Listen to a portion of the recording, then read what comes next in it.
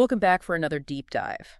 We're going to be looking at something pretty interesting today, Yeah. and that is the potential role of gamma radiation in the origin of life. And I know what you might be thinking at home. Yeah, it sounds a little... Gamma rays, isn't that dangerous stuff? But some new research that was published in Angewandte Chemie Right. suggests that these powerful rays might have actually been essential for creating the building blocks of life. Yeah, it really is a fascinating paradox. Yeah. We usually think of gamma radiation as, destructive. Right. But this research suggests that it actually might have played a constructive role Oh, wow. in the early universe, Okay. especially in, those incredibly cold and desolate regions where life's precursors, may have first emerged. So how do they actually study this? Like what they do in the lab? Well, they started with a simple gas methane Okay. and exposed it to gamma radiation under controlled conditions, Okay. trying to mimic the environments found in interstellar dust clouds or on icy celestial bodies. Yeah. And what they discovered is that those gamma rays can actually transform methane into a really surprisingly diverse array of complex molecules. Wait, hold on. So you're saying that they just took a simple gas, zapped it with radiation, and all of a sudden we have ingredients for life? Right. That seems like a pretty big leap. It is a big leap, and it's important to understand that this research is just one piece of a much larger puzzle. Right. But what's really exciting is that they weren't just finding simple hydrocarbons. Okay. They were detecting oxygenated molecules, which are much more complex, Right. and even some amino acids that are fundamental components of proteins. And remember, proteins are absolutely essential for all life as we know it. Okay, so they're not creating full-blown life in a test tube. Right. They're seeing how radiation can build those like foundational molecules. Exactly. But how does that connect to the origins of life? I mean, wouldn't the intensity of gamma rays in space be much higher than what they used in the lab? That's a great question. And yes, the intensity of gamma radiation in space can be significantly higher. Right.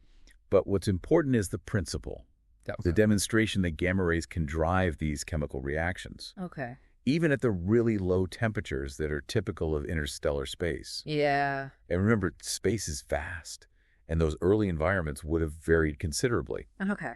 Some regions might have experienced intense bursts of radiation, Right. while others might have been exposed to lower, more sustained levels. So it's not just about the intensity, but also the duration and the specific types of gamma radiation involved.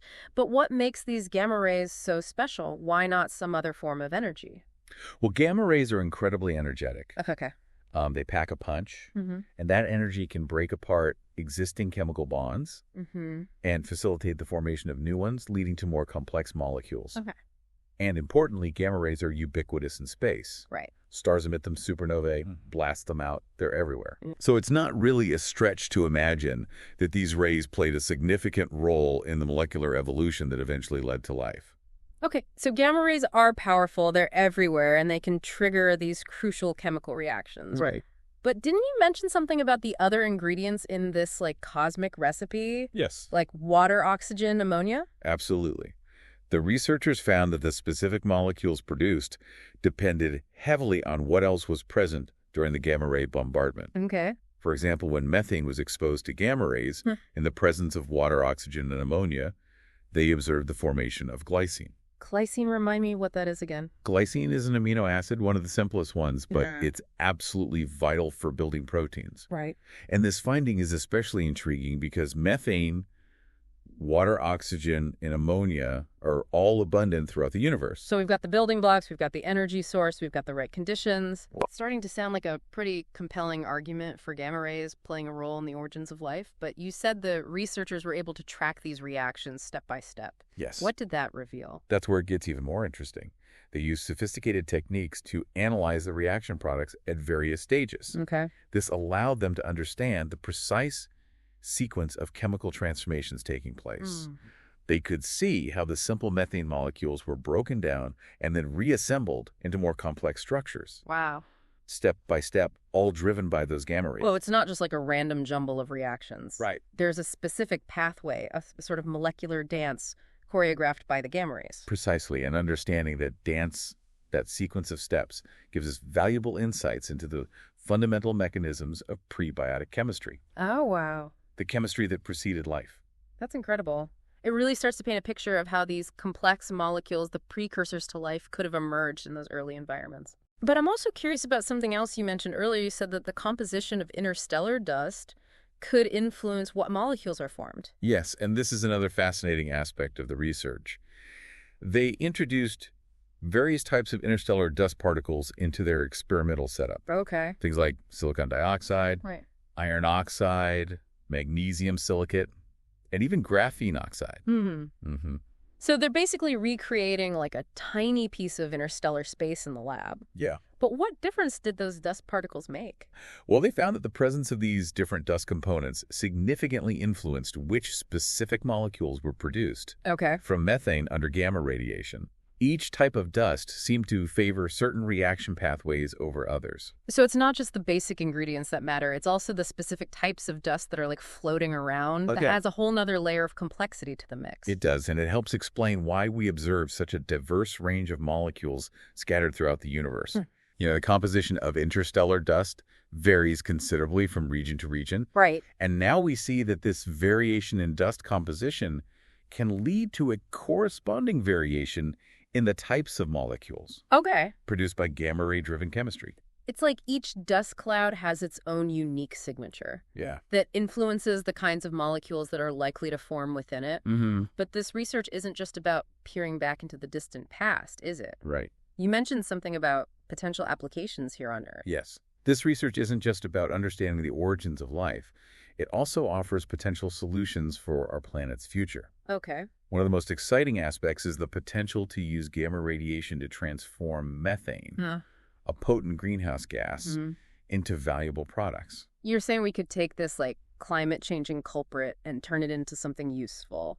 Well, in this study, they were able to produce acetic acid from methane using gamma radiation. Okay. Acetic acid is a very versatile chemical Right. used in a wide range of industrial processes.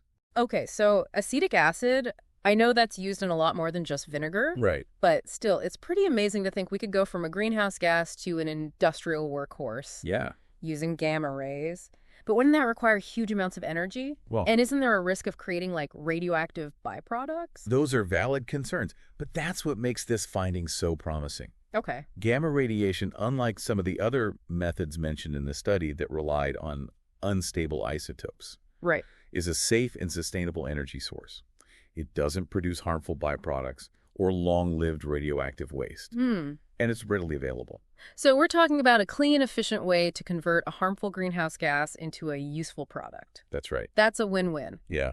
But let's go back to those complex molecules for a moment. Okay. They found amino acids, but did they find anything else that's essential for life? Well, while this specific research focused on amino acids, Okay. it's important to remember that life requires a complex interplay of many different types of molecules. We need carbohydrates for energy, lipids for cell membranes, and nucleic acids for storing and transmitting genetic information. So finding amino acids is a great start, but it's just the tip of the iceberg.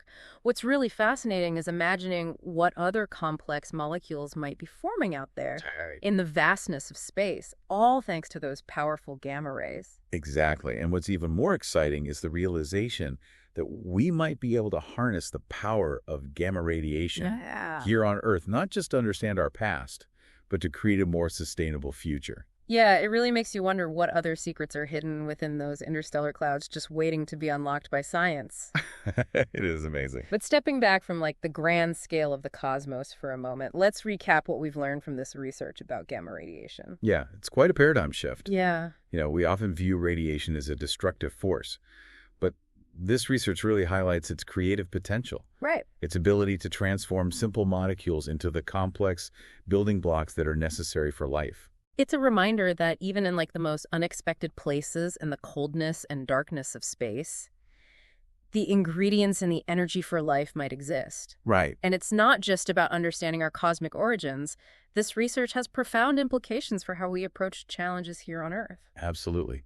It's a beautiful example of how fundamental research, driven by curiosity and a desire to understand the universe, can lead to practical solutions Right? for a more sustainable future. If we can harness the power of gamma radiation safely and efficiently, as this research suggests, it could revolutionize how we deal with harmful greenhouse gases like methane. Exactly, and it just underscores the interconnectedness of everything in the universe. Yeah. The same forces that might have sparked the first glimmers of life billions of years ago could hold the key to addressing some of our most pressing challenges today.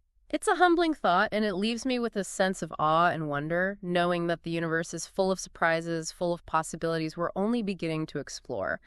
Indeed, if gamma rays can create such complex molecules from simple gases, just imagine what other remarkable transformations might be occurring out there in the vast expanse of space. Yeah. What other secrets are waiting to be discovered?